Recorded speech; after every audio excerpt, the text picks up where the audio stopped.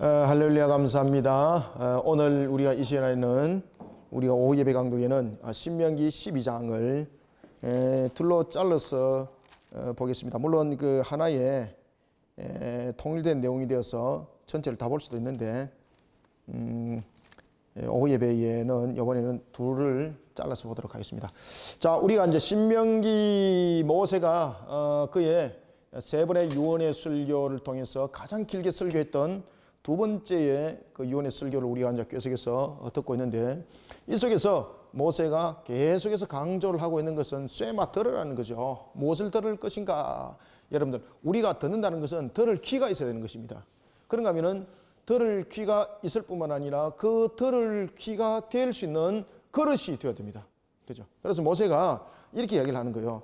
쇠마 들으라 라고 말할 때에 들을 우리가 귀만 있는 것이 아니라 이것이 우리 속에 담아져야 된다는 겁니다. 담아져야 된다.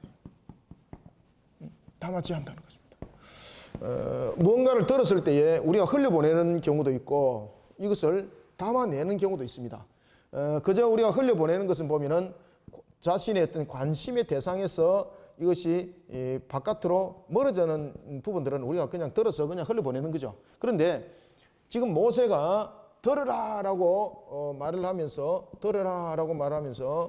그가 하나님의 말씀에 대해서 이야기를 하고 있을 때에 이것은 우리가 그냥 관심의 대상을 가지고 말하는 것이 아니라는 겁니다. 하나님의 말씀은 들을 귀를 통해서 어떻게 하라는 겁니까? 담아내야 된다는 겁니다. 담아내야 되는 것. 그러면은 이것은 담아낸다는 것은 결국은 이것이 말씀에 대한 인격으로 우리에게 말하고 있는 것이고, 그 다음에 들은 것이 담아내었을 때 인격이 된다는 것은 결국은 이것이 무엇으로 나타난다는 겁니까? 열매로 나타난다는 거죠. 그래서 우리가 이것을 말해서 삶이라고 말하는 겁니다. 삶이라고 말하는 겁니다. 오늘 본문에서 특히 이제 그 12장 1절에서부터 우리가 32절까지 내용인데 오늘은 14절까지만 볼 텐데, 이 전체적인 부분에 대해서 모세가 무엇을 말하고 있는가 하면 이제 가나안 땅을 눈앞에 두고 있습니다. 그리고 이들이 가나안 땅에서 살아갈 때에 우리가 어떤 모습으로 살아가야 되는가라고 말할 때에 그 살아가는 삶의 규례를 말하고 있습니다. 삶의 규례. 어떻게 우리가 가나안 땅에서 살아가야 되는가? 가나안 땅에 정착하여서 그들이 살아갈 때에 어떤 모습으로 이 부분들을 우리가 비춰서 살아가야 되는가라고 말할 때에 이 속에서 삶의 규례 속에서 나타나고 있는 것 가운데서 대표적인 것이 뭔가 하면 거룩하라는 겁니다. 거룩하라. 여러분들, 우리가 스스로 거룩해질 수 있습니까? 모세가 여기서 이제 거룩하라라는 이 말씀을 주시는 것 속에는 어떤 내용들이 그 뼈를 마음속에 사무치는 그런 말이 되게 했을까요? 지금 여기서 보면은 모세가 계속해서 이제 거룩을 담아내도록 하고 있는 것 가운데서 대표적인 것은 자기의 두 가지 사건이었죠. 지난주 시간에도 우리가 봐왔습니다만은 특히 이제 가데스에서 일어났던 두 사건. 하나는 10명의 정탐꾼이 하나님의 말씀을 믿어 순종하는 것이 아니죠. 믿지 않죠. 불신하는 거죠. 의심하는 그런 속에 나타났던 그런 불신함.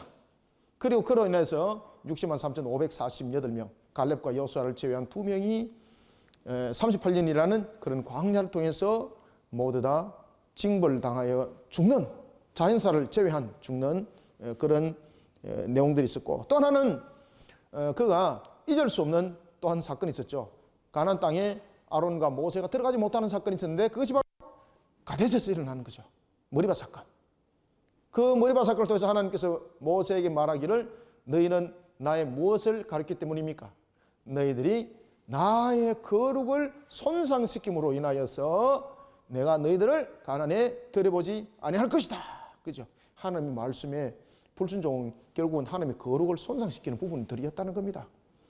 그래서 이 거룩이라는 부분들은 우리가 하나의 두 가지 측면에서 그 내용들을 담고 있는데, 하나는 하나님께 영광을 돌리지 못함으로 하나님은 그 거룩이 손상당하고, 그 다음에 또 하나는 이 거룩은 무엇과 또 반대 방향의 적대 관계를 가지고 있습니까?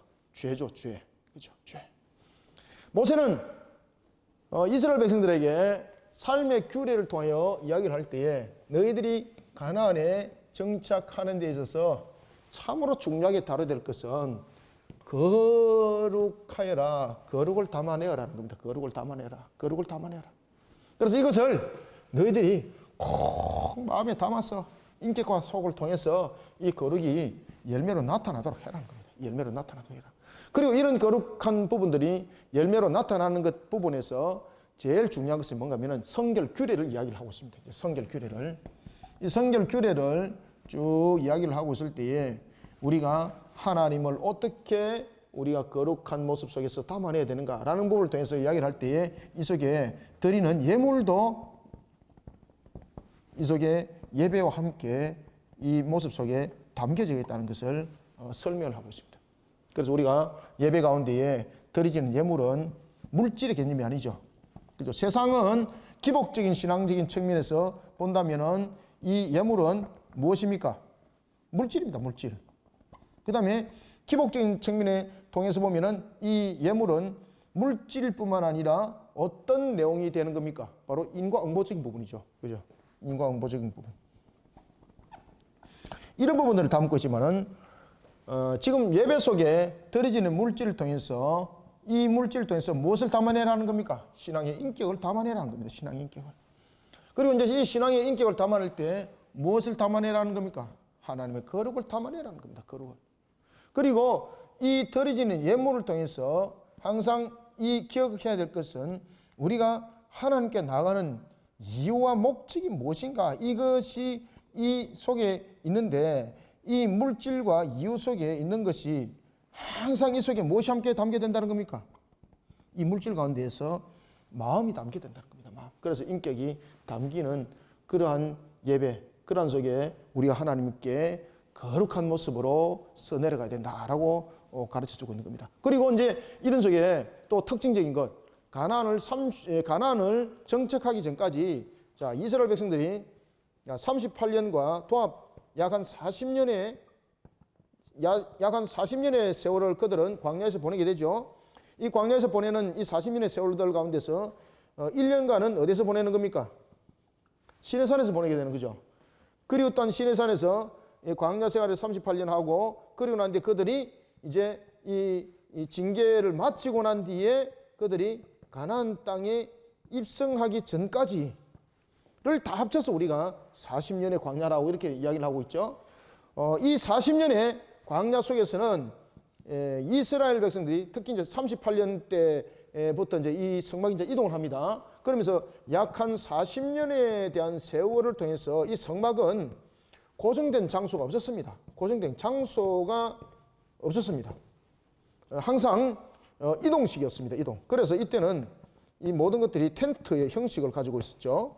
그런데 이제 가나안 땅에 정착을 하면서는 하나님께서 이 성막이 이동식이 아니라 이제 고정식의 하나의 내용들을 담고 있습니다. 그래서 특히 모세가 가나안 땅에 정착하였을 때에 제일 먼저 나타나는 변화 중에서 하나가 뭔가 하면은 모든 부분들을 통해서는 거룩을 담아내야 되는 것은 너무나도 당연한 사실이죠. 그러나 38년, 약 40년이라는 이런 성막의 이동 생활과 있어서 그들의 신앙에 있어서 가장 차이나는 것이 하나가 있었는데 그것은 뭔가 하면은 이제는 정착을 이룬다는 겁니다.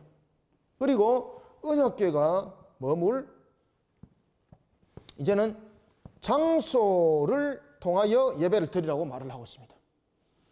그리고 또한 이 장소를 통해서 예배를 드리는 걸 통해서도 그 중심을 이룰 때에 혹이나 이 드려지는 예배가 분산화되어서 잘못 이루어서 자기가 만들어내는 하나의 신앙의 규범들이 생겨나지 않도록 항상 예배 신앙들이 어디 중심으로 가라고 말하고 있습니까? 그렇죠. 항상 중앙 성소가 중심이 되어서 신앙을 이루어가라는 겁니다. 이거는 무슨 이야기입니까? 신앙이 무엇을 가지라는 겁니까? 신앙의 정통성. 아시겠습니까? 신앙의 정통성을 잃어버리면 안 된다는 겁니다. 그래서 이 장소를 특히 강조를 하고 있는 경우는 자신들이 그냥 편리한 장소에 두게 되면은 신앙이 나중에 어떻게 되는 겁니까? 정통성에 대한 통일성을 가지지 못하게 되는 거죠. 그러면 결국은 편리적인 측면에서 신앙도 이런 편리적인 측면으로서 그 모양들이 바뀌어질 수 있다는 겁니다. 그래서 특히 절기에 관해서 지킬 때는 항상 어디서 지키도록 합니까? 항상 중앙성소에서 지키도록 하는 거예요. 그죠? 그래서 나중에 예루살렘에도 보면은 예루살렘의 장소적인 측면에서 그 성전이 세워지게 되는 거죠. 그때에 모두 다가 예루살렘으로 와서 그 절기를 지키게 되는. 그리고 또한 이런 부분에 대해서 중앙성소라는, 나중에 이제 이것이 중앙성소가 예루살렘이라는 하나의 성전 시대로 이것이 변하게 되는데, 이때가 여러분들 잘 아시는 것처럼 남과 북이 여러분 갈라짐의 역사가 생기게 되는 거죠. BC 930년에 여로보암과 르호보암이 갈라지게 되는 거죠. 그때에 여로보암이 제일 먼저 선택했던 것이 뭡니까? 성소를 갈라버리는 거예요. 그죠? 장소적인 측면에서 갈라버리는 거예요. 그래서 여러분들 보시면은 그 당시에 중앙성소가 있었는데 이 중앙성소가 어디였습니까? 예루살렘이었죠. 이때에 이 부분들이 BC 930년에 나라가 남과 북으로 갈라지게 됩니다. 이때에 남쪽과 북쪽에서 남쪽은 그대로 성소가 예루살렘이 되고 북쪽은 무엇이 되는 겁니까? 어디가 성소가 되는 겁니까? 사마리아가 나중에 성소가 되는 거죠. 그죠? 그런 중심으로 나중에 북쪽 지파가 나중에 사마리아를 중심으로 이 내용들이 이제 이루어지게 되는 거죠. 이런 부분들을 통해서 왜 이제 북쪽 지파가 특히 이제 남쪽에는 르호보암이 그 중심을 이루게 되고, 그리고 북지파의 여로보암이 그 중심을 이루게 될 때에 여로보암이 나라를 다스리기 위해서 제일 먼저 무엇을 선택합니까? 그렇죠. 성소를 변경시켜 버리죠. 이때 성소를 변경시키면서 그 성소 위치를 어디다 둡니까? 남쪽과 북쪽에 각각 하나씩 두는데, 남쪽에는 어디를 성소로 삼습니까? 베델이죠. 그리고 북쪽은 어디를 성소로 삼습니까? 여기다 무엇을 세웁니까? 나중에 이렇게 중앙성소적인 측면에서 신앙의 정통성이라든지 신앙의 어떤 단일성, 하나의 모습을 갖추지 못하고 자신의 모습으로 전부 다 우상을 만들어가는 모습이 되는 거죠. 그래서 오늘 본문에도 보면 그 이야기를 하는 겁니다. 이미 모세시 때에 이미 그 이야기를 쫙 이미 다 펼쳐놓고 있는 겁니다. 이런 속에 결국은 북이스라엘이 여로보암 중심으로 일어났던 이 북이스라엘이 BC 930년에 남과 북이 갈라지고 결국은 이 여로보암이 가지고 독립을 하여서 하나의 설립하였던 국가가 BC 722년에 아수르에 의해서 무너질 때에 그 무너짐이 가장 근원적인 것이 무엇입니까? 결국 우상 숭배입니다. 나라에 힘이 부족해서가 아닙니다. 우상 숭배고, 그리고 난 뒤에 BC 722년에 아수르 살마네셀에 의해서 무너짐을 당할 때 살마네셀이 펼쳤던 정책 두 가지 무엇입니까? 두 가지 혼합 정책을 펼치죠. 그 혼합 정책을 펼칠 때에 혼합 정책에 두 가지가 있는데, 하나는 혈통의 혼합을 이루게 되고 두 번째는 무엇의 혼합을 이루는 겁니까? 종교의 혼합을 이루게 되는데, 이 모든 부분들이 무엇을 잃어버리게 만드는 거죠? 여호와의 신앙의 정통성을 무너뜨려버리는 역할을 하는 겁니다. 그래서 모세가 그 이야기를 하는 겁니다. 들어라. 들을 귀가 있는 자는 들어라. 다만 내라는 거죠. 그리고 너희들은 가나안 땅에 정착할 때에 너희들의 삶의 규례는 거룩함으로 이루어지도록 해라. 여러분들, 거룩이라는 것은 우상 숭배와 관계가 깊죠. 거룩은 우상 숭배와 함께할 수 없는 거죠. 그래서 오늘 본문에도 보면은 그 이야기를 하는 겁니다. 하나님께서 예배 처소를 택했다는 겁니다. 예배 처소를 택했다는 것은 이제 더 이상 이동하는 민족이 아니고 이제는 정착화되었던 민족이라는 것을 이제 설명하게 되는 거죠. 그래서 이스라엘 백성들을 보면은 크게 세 가지 시대를 살아가게 되는데, 하나는 텐트를 중심으로 했던 그 하나의 성막 시대, 그리고 그 텐트가 머무는 하나의 고정 시대가 있는가 하면은 이제는 건물의 성전 시대가 이렇게 열리게 되는 역사, 그 속에 이스라엘의 역사들이 중심을 이루게 되는 것을 볼 수가 있습니다. 그래서 오늘 본문에도 보면은 이제는 성소에 대한 부분에 대해서 머무는 성소죠. 이동하는 성소가 아니죠. 처음에는 우리가 장막이 펼쳐질 때에 이 장막은 이동식으로 그 내용들이 이루어지면서 장소는 모든 것이 불투명에 된 부분들이었죠. 이때는 그들이 약 한 400년 동안 그들이 하나의 이스라엘 민족을 이뤘고, 그렇지만 그들이 진정한 하나의 나라를 형성할 수 있는 땅이 없는 상태였죠. 그렇지만 이제는 가나안에 그들이 정착하여서, 가나안에 정착하여서 요 40년이죠, 그죠? 요거는 40년이고, 그 전에 이 400년은 무엇입니까? 애굽에서의 생활을 우리가 담고 있는 거죠. 그래서 애굽에서의 약 한 400년에서 430년의 세월, 그리고 또한 그들이 장막을 펼쳤던 40년의 세월, 이 부분들은 그들은 민족은 이루고 있었지만 나라라고는 말씀할 수 없는 거죠. 그런데 이제는 이 부분들이 이동식이 아니라 정착시대가 되는 겁니다. 이때 이 정착시대는 하나의 성소가 장소적인 측면을 둘 때뿐만 아니라 이 부분들은 이제 나라라는 개념이 이 속에 세워지게 되는 거죠. 나라라는 개념. 장소라는 부분들이 왜 중요하다고 이야기를 하고 있습니까? 장소가 중요한 이유는 더 이상 이동하지 아니한다는 것이고, 그 다음에 하나님께서 그것을 이들에게 허락하셨다는 이야기죠. 이런 속에서 이스라엘이 가져야 될 제일 중요한 것, 그것은 바로 거룩을 잃지 않는 겁니다. 거룩을 잃지 않는 것. 자, 1절부터 우리가 3절까지 한번 읽읍시다. 잠깐만요. 제가 물 한잔 하고 이 히터를 틀어놔서 목이 지금.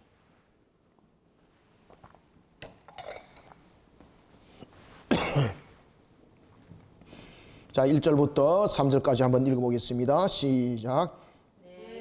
내 조상의 하나님 여호와께서 내게 주셔서 차지하게 하신 땅에서 너희가 평생에 지켜 행할 규례와 법도는 이러하니라.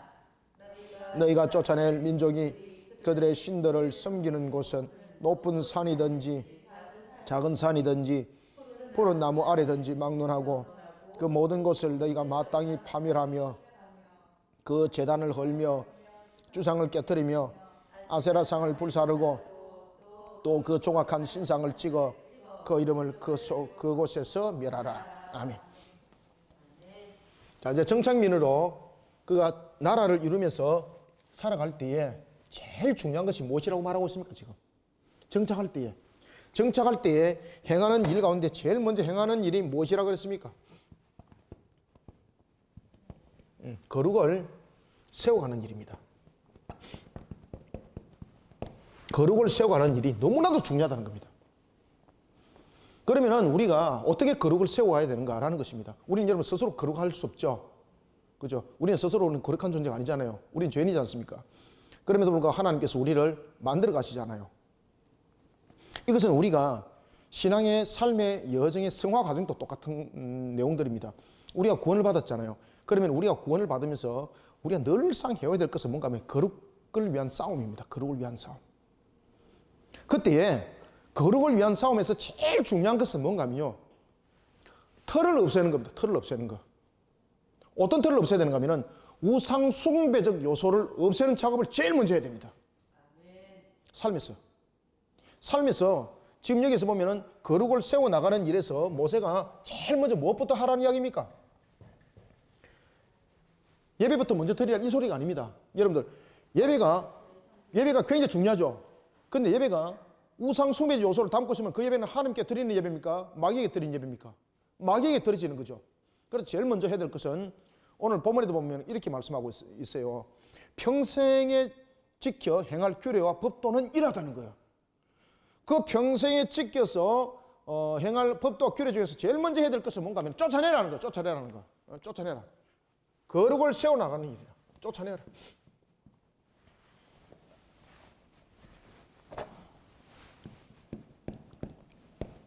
쫓아내어라. 이 쫓아내어라는 것이 무엇입니까? 거룩을 세워가는 일입니다, 이게. 그러면은 거룩을 세워가는 일에서 제일 먼저 오늘 본문에 보면은 무엇을 이야기를 하고 있습니까? 높은 산, 작은 산, 푸른 나무 아래. 그죠? 첫 번째, 높은 산. 그 다음에 어디입니까? 예? 낮은 산입니까? 작은 산입니까? 아, 작은 산. 두 번째, 작은 산. 그 다음에 세 번째, 푸른 나무 아래죠. 이게 전부 다 무엇을 담고 있습니까?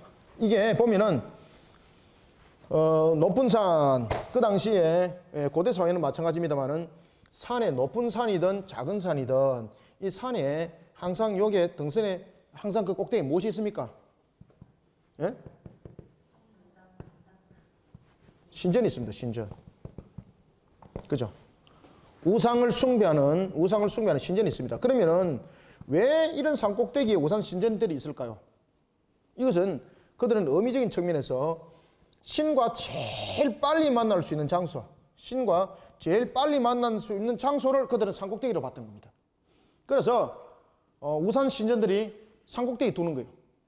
그러면은 높은 산과 작은 산의 관계는 무엇인가 하면은 작은 산은 우리의 일상 속에서 일어날 수 있는 문제죠. 그죠? 높은 산은 우리가 특별하게 어떤 계획을 가지고 가는 장소죠.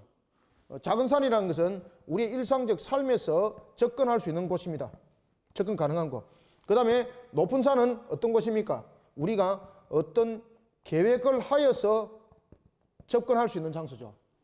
그러면은 자, 이 높은 산은 어떤 측면에서는 절기를 지키는 측면이라고 볼 수가 있는가 하면은 이 부분들은 사람들을 통해서 일상적으로 드릴 수 있는 하나의 예배 처소라는 거죠. 그러면 우리가 하나님의 백성으로서 정착을 이룰 때에 우리는 하나님을 예배하는 자로서 분명히 세워져야 되는데 그때에 우리는 분명한 것은 일상의 삶을 통해서든지 아니면은 어떤 환경들을 통해서든 간에 우상 숭배 요소를 용납하지 말라는 겁니다.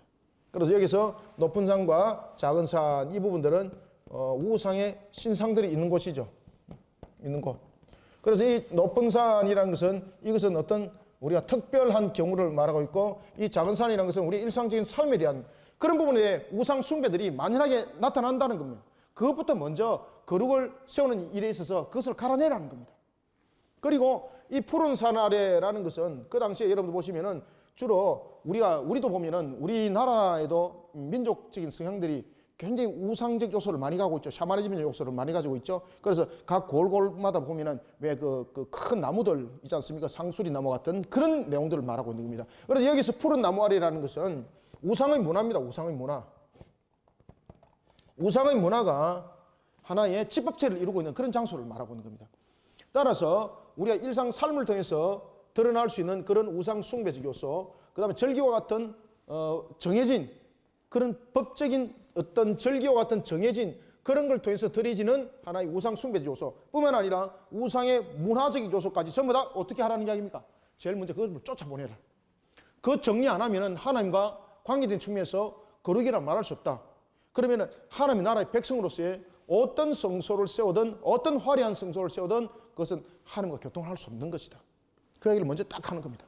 그래서 높은 산이든지 작은 산이든지 푸른 나무 아래든지 막론하고 그 모든 것을 어떻게 해나는 겁니까? 파멸하라는 겁니다. 파멸하라. 파멸하는 것은 무엇입니까? 어떤적인 측면에서 용납하지 말라는 거죠. 용납하지 마라. 그때에 3절 그 제단에 주상을 흐르라. 그죠? 전부 다 우상 숭배죠. 그래서 결국은 높은 산, 작은 산, 푸른 나무 아래 이것이 무엇과 전부 다 관계되어 있는 겁니까? 그렇죠. 우상 숭배와 관계되어 있는 겁니다. 그래서 우리는 하나님의 거룩을 세워나가는 일에 있어서 제일 먼저 쫓아내야 될 일이 뭔가 우상 숭배입니다. 이 우상 숭배는 우리의 삶을 통해서 그리고 절기를 통해서 나타납니다. 그죠? 그런가 하면은 문화적인 측면에서 통해서도 드러나고 있는 겁니다. 이것을 쫓아내지 못하면은 파멸시키지 못하면은 우리는 하나님과의 관계적인 측면에서 거룩을 우리는 만들어갈 수 없다는 겁니다. 그러면은 백성된 자로서의 축복을 받을 이유가 없다는 거죠. 자, 4절 너희 하나님 여호와께서는 너희가 그처럼 행하지 말고 너희의 하나님 여호와께는 너희가 그처럼 행하지 말고 무슨 뜻입니까? 가나안 사람들이 우상을 섬기는 방식과 같이 자신들이 임의대로 신을 섬기고 이런 일을 하지 마라 이 말이에요. 그래서 중앙 성소적인 측면의 모든 부분에 신앙의 정통성을 세우라는 이야기입니다. 대체로 이제 그 우상 숭배들을 섬기고 있는 신들은 이방인들은 보면은 무엇이 강합니까? 인과응보적인 부분들이 강하죠. 그죠? 인과응보적인 부분들이. 따라서 그들은 이런 인과응보적인 부분에 대해서 신에게 드릴 때에 무엇을 강조하게 되는 겁니까? 물질의 양을 강조하게 되는 거죠. 양. 많이 드리면은 복이 많이 온다 말이죠. 이런 것들. 그 다음에 열성과 정성, 뭐 이런 것들. 뭐 이런 양적인 부분들을 가지고 이야기를 하게 되는 거죠. 그러니 오늘 4절에 보면은 너희의 하나님 여호와께는 너희가 그처럼 행하지 마라라는 것은 무슨 뜻입니까? 가나안의 사람들이 행하고 있는 것처럼 그들이 섬기는 우상과 같은 그런 신을 섬기는 그 방식으로 하나님 앞에 너희들은 섬기고 이러지 말라는 겁니다. 그러니까 인과응보적인 측면에서 무슨 예물을 많이 드리면은 복이 많이 오고 정성을 많이 쌓게 되면은 그 정성이 우리에게 돌아오고 뭐 이런 열심을 행하게 되면 돌아오고 이것이 아니라는 거죠. 하나님을 향한 신앙은 거룩을 세워나가는 일에서 가장 중요한 것은 뭔가 하면은 그 법도와 규례를 1절 다시 봅시다. 법도와 2절, 법도와 규례를 지키는 것이다. 1절, 규례와 법도를 지키는 것이다. 그것을 평생 해라, 평생. 그러면 이 법도와 규례를 드리는 것에는 드리는 예물 가운데도 있다는 겁니다. 드리는 예물 가운데. 그래서 이 드리는 예물은 양을 말하는 것이 아니라 드릴 예물은 그 속에 무엇이 있다는 겁니까? 물질이 가는 곳에 무엇이 있다고 말합니까? 그렇죠. 물질이 있는 곳에 마음이 있다는 것은 이거는 그 속에 믿음 신앙이 담겨있는 모습, 우리의 신앙들을 담아내는 하나의 형태라는 거예요, 이게. 그래서 양을 가지고 드리고 못 드리고 이런 형편이 됐습니다. 이것이 아니고 마음이 항상 하나님께 드리는 예물이 되어라. 항상 그런 모습 되어라. 자, 5절, 오직 너희 하나님 여호와께서 자기의 이름을 두시려고 너희 모든 지파 중에 어떤 것, 그렇죠, 택하신 곳, 이제 장소를 이제 이야기를 하죠. 그죠? 장소를 이야기하죠. 그럼 이 장소적인 측면을 왜 두는 겁니까? 하나님의 거룩을 손상시키지 않기 위해서. 자신들의 계획과 자신들의 신앙 방법적인 측면에서 하나의 이방인들이 했던 것처럼 자신들의 편리로 인과응보적인 측면에서 신앙을 하지 못하도록 하기 위해서, 그래서 지금 장소적인 측면에 하나를 목적을 두고 신앙의 정통성, 신앙의 통일성, 신앙의 하나의 유일성들을 가지게 하는 겁니다. 아시겠습니까? 그때에 택하신 장소는 성막이 있는 장소입니다. 그래서 지금은 이 장막 시대가 이동이 되었다면 이제 나라를 이끄는 측면에서 이 부분들이 이제 성막이 하나의 정착을 이룬다는 겁니다. 이 성소가 하나의 정착을 이루게 된다는 것을 말하고 있고, 이 정착을 이루는 부분들은 이제 하나의 장소적인 부분들이 된다는 거죠. 그럴 때에 드리는 예물이 참 중요하다는 겁니다. 드릴 예물이. 그래서 6절에 보면은 예물을 드리는 예식의 중요성을 말하는 것이 아니라 그 속에 이 드리는 예물의 중요성은 이 내면적 속에 하나님께 나가고자 하는 믿음 신앙이 담겨지지 않으면은 이거는 무엇과 같다는 겁니까? 이방인들이 그 신에게 드리는 물질과 같다는 겁니다. 물질과 같다는 겁니다. 그래서 분명히 예물은 하나님께 들고 나오되 이 예물은 하나님께 드려진 그 믿음이 반드시 담겨져라. 반드시 담겨져라. 그래서 여기 6절에 너희의 번제와 너희의 제물과 너희의 11조와 너희의 손과, 자, 여러분들 번제 부분들에 대해서는 죄에 관한 부분들이죠. 죄인으로서 죄삼을 받는 거죠. 그 다음에 너희의 제물, 여기서 우리의 제물이 있을까요? 없을까요? 없는 겁니다. 여기서 너희의 제물이라는 것은 우리의 모든 신앙들을 담아낸 하나님을 향한 감사가 담아낸 제물이죠. 너희의 11조, 여러분 우리의 11조가 있습니까? 너희의 11조는 무엇입니까? 11조는 신앙의 고백이죠. 11조는 열이라는 부분에 대해서 이 11조 부분들을 제가 늘 이렇게 강조합니다만은 이 11조는 무엇입니까? 11조는 열이라는 모든 것이죠. 모든 것에 대해서 이 일은 무엇입니까? 대표성. 모든 것을 하나님께서 주셨습니다. 이 뜻이죠. 11조는. 11조는 계산기 갖고 두드리는 것 아닙니다. 어떤 분들이 제가 누누이 말씀드립니다만은 목사님 11조는 세금 공제선입니까? 세금 공제후입니까? 이 장로들이 싸웠던 내용입니다. 그리고 그 어떤 목사님도 이 내용 가지고 직접 싸워서 저인데 진짜로 실질적으로 저인데 상담이 온 겁니다. 그래서 제가 그랬습니다. 목사님 11조 개념을 다시 한번 이야기를 해봐라고. 11조라는 것은 열이라는 부분들은 모든 것이라는 것이죠. 그 다음에 하나라는 것은 대표성이죠. 그럼 이것은 무엇인가 하면은 모든 것을 하나님께서 주셨습니다라는 고백입니다. 그 중에서 일부분을 떼서 예물을 드리는 거죠. 그때 나의 것을 주는 것도 아니에요. 그래서 여기서 말하고 있는 너희의 재물, 너희의 11조라는 것은 무엇입니까? 신앙을 말하고 있는 겁니다. 신앙을 담아내라는 거예요. 신앙을 담아내라. 그죠? 신앙을 담아내라. 신앙을 담아내지 못할 때는 이거는 무엇입니까? 우상 숭배와 같은 이방인의 드리는 모습과 하나도 틀리지 않다. 이해됐습니까? 그래서 이와 같이 11조, 너희 손의 거제, 너희의 서원제.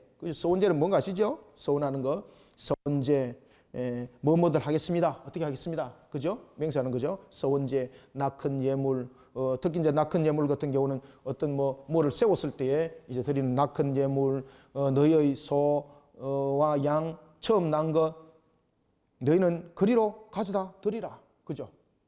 그럼 여기서 지금 강조하는 것은 무엇입니까? 이 모든 예물은 누구로부터 왔다는 것을 먼저 알아내는 겁니까? 하나님으로부터. 제일 중요한 것은 하나님으로부터 왔다는 것을 너희들은 알아내는 겁니다. 하나님으로부터 왔다. 그래서 나의 것을 드리는 것이 아닙니다. 나에게 지금 있는 부분들이지만 모든 것은 하나님께서 나에게 주셨다는 것을 너희들은 잊지 마라. 그것을 잊어버릴 때는 너희들은 거룩을 잃어버리게 된다. 그죠? 거룩을 잃어버리게 됩니다. 자, 7절부터 자, 7, 8, 9절 세 절 읽읍시다. 시작. 거기 곧 너희의 하나님 여호와 앞에서 먹고 너희의 하나님 여호와께서 너희의 손으로 수고한 일에 복 주심을로 말미암아 너희와 너희의 가족이 즐거워할지니라. 우리가 오늘 여기에서는 각기 소견대로 하였거니와 너희가 거기에서는 그렇게 하지 말지니라. 너희가 너희 하나님 여호와께서 주시는 안식과 기업에 아직은 이르지 못하였거니와. 아멘. 7절. 어디 앞에서 먹으라는 겁니까? 여호와 앞에서 먹고. 여러분, 여호와 앞에서 먹고 할 때에 거룩을 잃어버리지 말라는 거죠. 여호와 앞에서 먹고라는 것은 하나님께서 나에게 주심에 대해서 항상 감사를 잊어버리지 말라는 것이죠. 항상 잊어버리지 마세요. 어떤 예물을 드리더라도 그것은 나의 것이 아닙니다. 하나님 앞에 나아갈 수 있다는 것이 얼마나 감사해, 그죠? 그래서 여호와 앞에서 먹고라는 것을 통해서는 하나님을 경외하는 모습을 잃지 말고 항상 하나님께 감사한 것을 잊지 말고 이런 모든 부분들을 항상 담아내라는 겁니다. 그래서 여호와 앞에서 먹고 너희 하나님 여호와께서 너희의 손으로 수고한 일에 무엇을 준다? 복 주심으로 말미암아 너희와 너희의 가족이 어떻게 하라? 즐거워하라. 자, 그러니 이 모습 속에서 우리에게 지금 강조하고 있는 것은 누구로 말미암아 항상 즐거워하라는 자가 되라는 겁니까? 여호와로 말미암아. 여기서 지금 강조하는 것은 뭔가 하면은 죄송합니다. 하나님이라는 단어가 틀리면 좀 팍 찍어야 되는데 내가 여호와로 말미암아 어떻게 하라? 즐거워하는 자가 되라.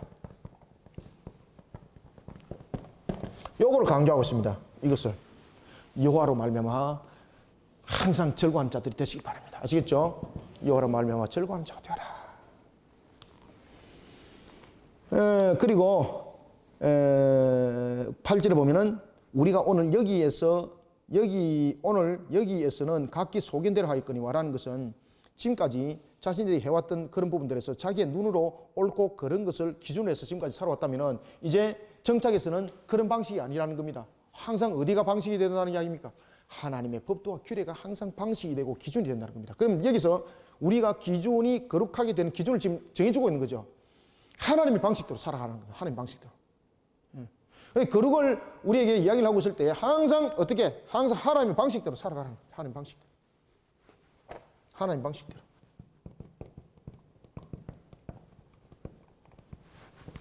하나님 방식대로 살아가면 탈이 없습니다, 여러분들. 그죠? 지금도 동일합니다. 지금도 여러분들 하나님 방식대로 살아가면 탈이 없습니다, 여러분들요. 지금 우리가 살아보지 못한 지금 강력한 시대를 살아가고 있죠. 독일에서도 여러분 뭐라고 말합니까?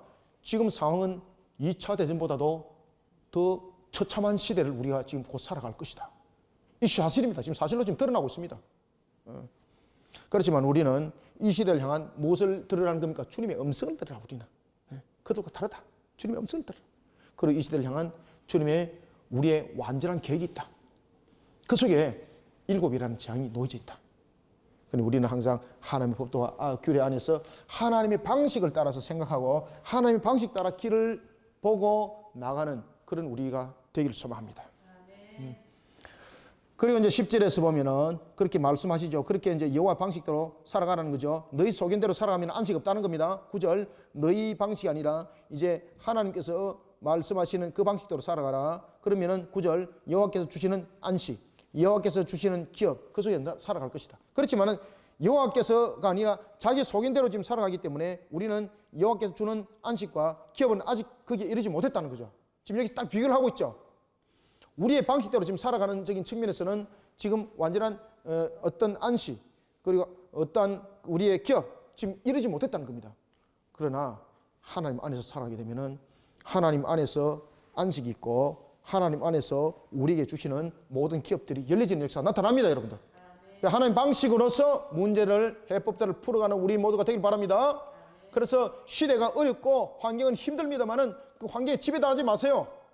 그 모든 것을 누가 다스리세요? 믿으시라니까. 하나님이 여러분을 다스린다니까 믿으시라니까요. 자, 10절, 11절, 12절, 3절 시작. 너희가 요단을 건너 너희 하나님 여호와께서 너희에게 기업으로 주시는 땅에 거주하게 될 때, 자, 수도. 지금 여기서 보면은 그 기업을 누가 준다는 이야기입니까? 그렇죠. 하나님이 주신다는 걸 믿으라는 거, 하나님 주신다는 거. 자신들의 능력으로 그것을 찾을 수 없다는 겁니다. 천지 만물을 다스리시는 하나님, 그죠? 제가 늘 잊지 말라는 단어 있지 않습니까? 에베소서 8장 6절 모든 것을 다스리시는 하나님, 하나님 발 아래 모든 것은 있다 그랬죠. 주권자신 하나님, 그 하나님이 에스겔서 34장에 오늘도 우리에게 복된 소낙비를 부어주기를 간절히 원하세요, 여러분들. 그러니까 우리 하나님 방식 안에 들어가 있으면 전부 다 그 속에 녹아들어서 복된 소낙비가 내려지고 모든 것이 풍성함으로 역사는 맺어지게 된다는 것을 믿어 의심치 마시길 바랍니다. 그러니 절대 나의 형편과 환경을 가지고 신앙하지 마십시오. 아시겠습니까? 나의 형편과 환경을 가지고 신앙하면 안 됩니다. 그러면은 어떨 때는 1점짜리 신앙이고 어떨 때는 마이너스 100점짜리인데 나중에 결국 보니까요 점수가 하나도 없더라. 나중에 항상 하나님 방식 안에서 신앙하시길 바랍니다. 항상. 자, 다시 읽습니다.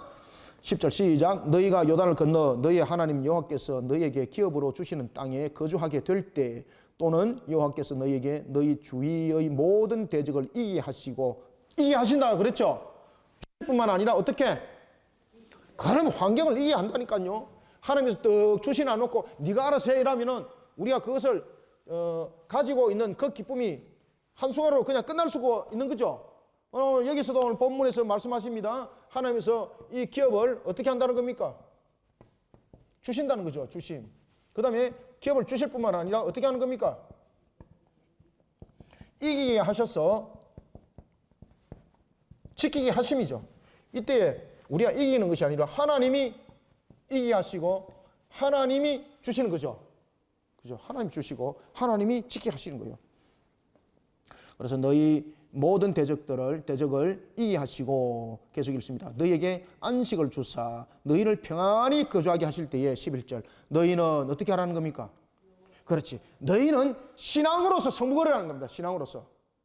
이런 부분들이 문제들을 바라볼 때에 야, 내가 이만하면 됐어. 내 능력 속에서 일어났어. 라고 또는 야, 이제 나는 이것만 가지고 있으면 돼. 이런 것이 아니라 이런 가운데서도 항상 우리가 잊지 말아야 되는 것은 항상 신앙 안에서 답을 찾아라는 이야기입니다. 항상. 자, 11절. 그러면은 이렇게 됐을 때 우리에게 평안까지 주었습니다. 이기게 하셔서 지키게 하시고 이 속에서 우리에게 평안이라는 안식을 줬습니다. 이때 우리의 자세는 어떻게 되는가? 우리의 자세는 어떻게 하라는 겁니까? 거룩을 잃지 말라는 겁니다. 거룩을. 하나님을 향한 거룩을 잃지 말라는 겁니다. 그래서 11절 시작. 너희는 너희의 하나님 여호와께서 자기의 이름을 두시려고 택하신 그곳 아시겠습니까? 지금 십자가로서 세우신 주님께서 세우신 교회, 이 교회를 중심으로 여러분들의 신앙들을 이어가시길 바랍니다.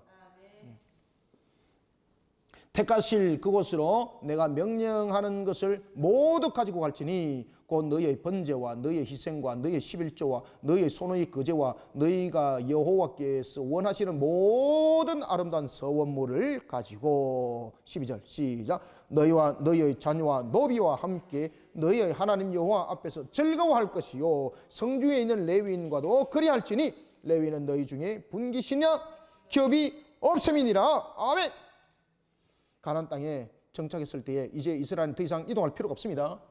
그러면 이스라엘이 이동하지 아니하는 것은 성막이 그 자리에 머물렀기 때문에 이스라엘이 이동 안 하는 거예요. 지금 이해가고 있습니까? 이스라엘은 지금 가나안에 머물고 있습니다. 그런데 성막이 다른 데 가버리면 이스라엘이 아니라는 이야기예요. 그래서 너희들이 지금 이스라엘이 되었고 너희들이 지금 나라가 세워진 것은 성막이 그 중심을 이루고 머물러 있기 때문이다라는 것을 잊지 말라는 거예요. 그럼 이 말은 무슨 말입니까? 우리가 기업을 얻어 주심을 받았고 이기게 되었고 평안을 찾았고 이럴 때 항상 우리의 중심은 무엇이 이루어지라는 겁니까? 항상 우리의 중심에 무엇이 세워지는 겁니까? 중심에 신앙이 세워져야 되고 이 신앙은 무슨 신앙입니까? 그렇죠. 여호와를 향한 신앙이고 이것이 하나님의 법도와 그리고 규례를 지키는 신앙입니다.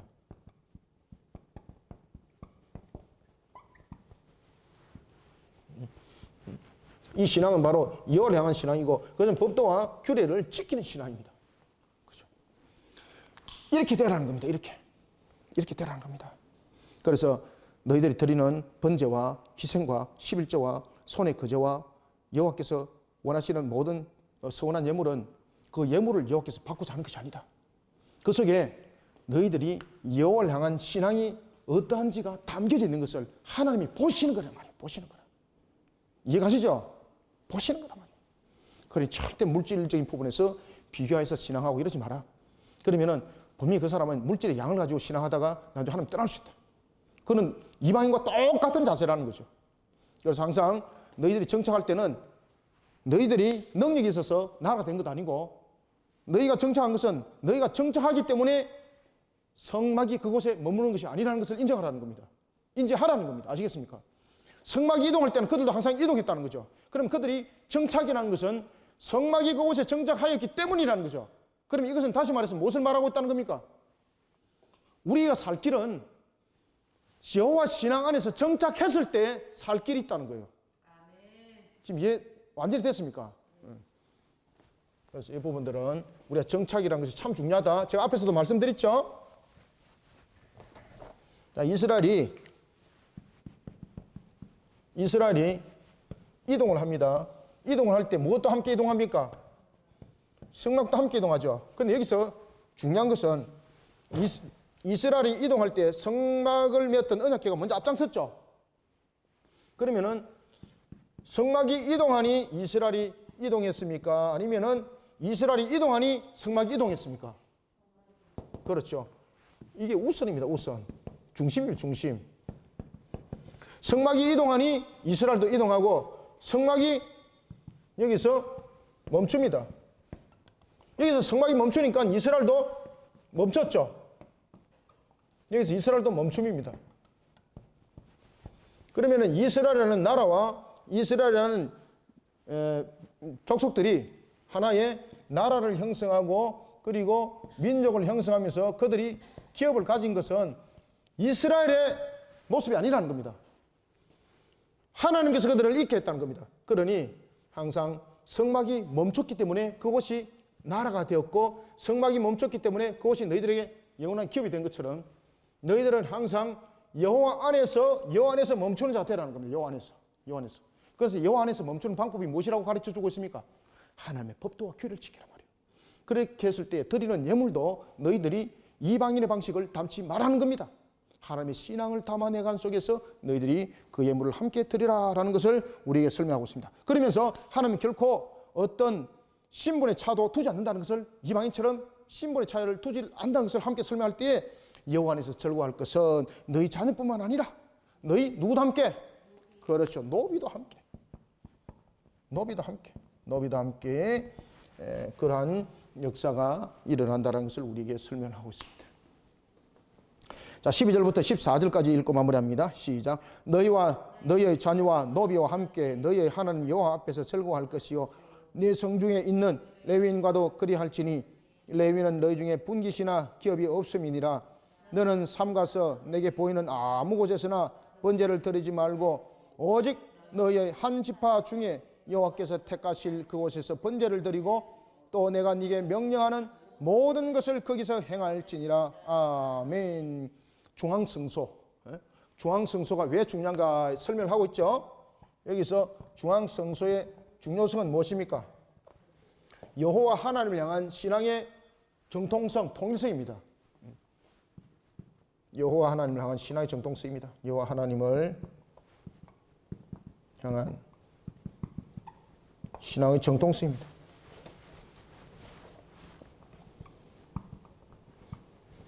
통일성이라기보다는 정통성이죠. 이때 이 정통성은 기준이 무엇입니까? 말씀이죠. 말씀 속에 있는 법도와 규례. 사람이 만들어낸 것이 아니죠. 말씀 속에 있는 법도와 규례를 지켜나가는 것이 정통성이다. 그죠? 이것이 중앙성소의 개념이다. 중앙성소의 개념이다. 그러니 이방인과 같은 그런 신앙의 모습으로 너희들이 다가서지 마라. 성막이 이동했기 때문에 너희들이 이동했다. 성막이 멈췄기 때문에 너희들도 멈춘 것이다. 너희들은 나라가 되었고 민족을 삼았고 기업이 이루어진 것은 성막이 멈춤으로써 그 자리가 너희들의 기업이 되었고, 성막이 멈춤으로써 너희들은 나라의 백성이 되었고, 내가 너희들을 버리지 않았다는 겁니다. 그러니 너희들은 항상 나라와 민족과 기업을 돌아볼 때에 항상 어디 안에 멈추면서 돌아보라는 이야기입니까? 여호와 안에서 멈춰서 돌아보라는 겁니다. 여호와 안에서. 그래서 거룩을 잃지 말라는 겁니다. 그래서 거룩을 잃지 마라. 그래서 중앙성소가 장소를 정한 중앙성소가 있다는 겁니다. 그러니 신앙으로 항상 하나를 이루고 하나님과 하나가 되는 하나를 이루고, 그리고 백성들도 하나님을 향한 신앙으로서 중앙성소에서 하나의 정통, 신앙의 정통성을 가지고 하나를 이루는 이 모습을 잃어버리지 말라는 겁니다. 이런 속에 거룩을 잃지 마라라고 모세가 지금 가나안 땅에서 지켜야 될 성결 규례를 가르쳐 나가고 있습니다. 오늘도 우리가 오늘 이 시간에 14절까지 그 내용을 봤고요. 이제는 15절부터는 또 이 복합적으로 중복적인 내용들이 있지만은 다음 주에 그 내용들을 한번 보도록 하겠습니다. 오늘도 이와 같이 여러분들이 힘껏 따라오신 것 감사드리고, 모든 환경들을 하나님의 거룩 안에서 모든 것을 물리치고 이겨나가는 우리 모든 성도들 되기를 소망합니다. 살아계신 아버지 하나님, 주님의 은혜를 감사드립니다. 오늘도 우리를 불꽃 같은 눈동자로 지켜주시고 하나님의 선한 목적을 이루고 가기 위하여 이 땅에 우리를 두셨음을 감사드립니다. 살아계신 아버지 하나님, 오늘도 우리의 믿음 신앙이 어찌 우리의 것을 자랑 삼을 수 있겠습니까?